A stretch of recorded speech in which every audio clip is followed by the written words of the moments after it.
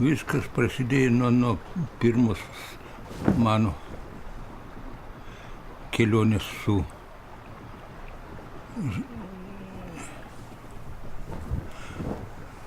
kopom. Mane atvežė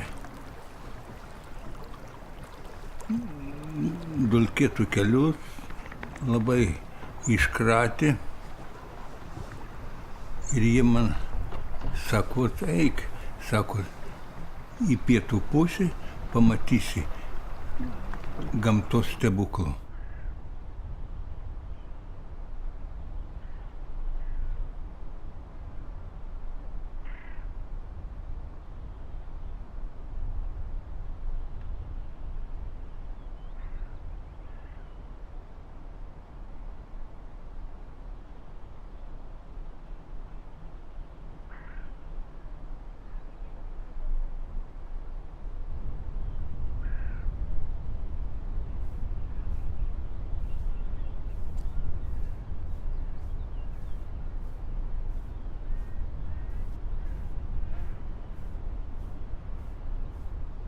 Pirmą kartą atvažiavau ant šitos Parničių kopos prie Saulės laikrodžių.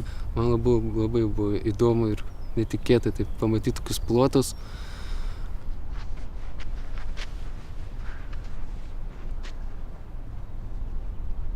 Nors į kokią daubą nusileidai, tai ten atsiguli taip kryžio formą, ten iš vis laisvė pasijauti į dangų žiūrėdamas, kai debesis slenka.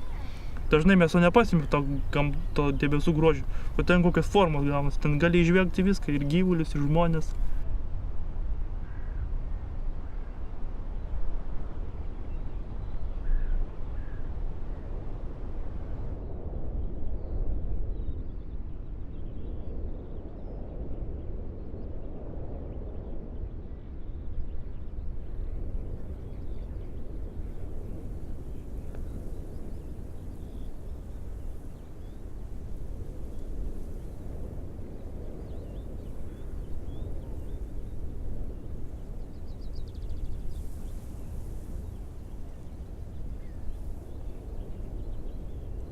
Čia viskas labai trapu, tik tai pajudink ir gali viskas staiga prasidėti.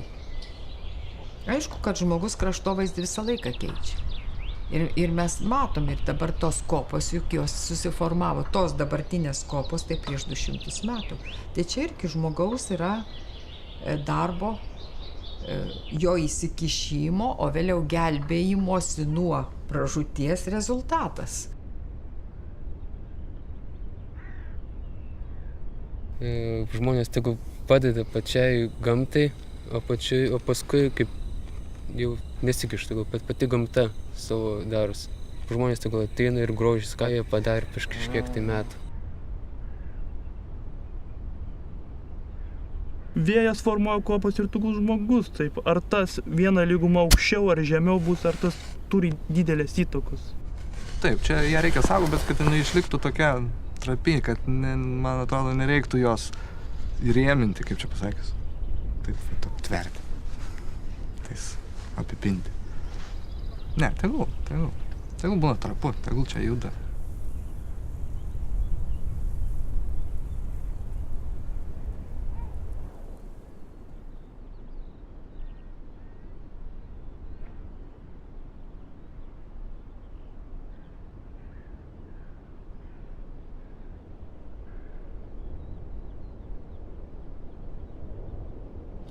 Kol kas mūsų kartai dar užteks, gal jūsų kartai dar.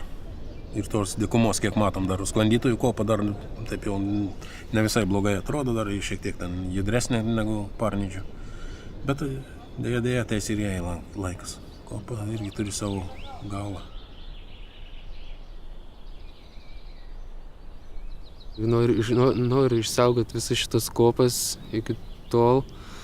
Aš pats noriu atsivežti savo vaikus kada nors, ar anūkus po 50 metų ar po kiek, parodyti, kad kaip čia yra gražu.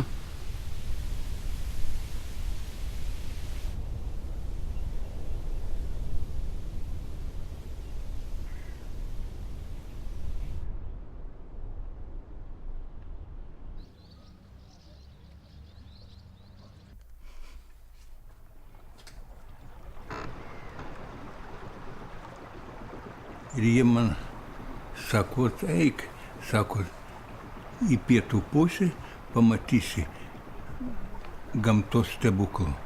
Aš ten ir laikiau kaip išprotėjęs, varčiausi ir nuo kopo leidausi.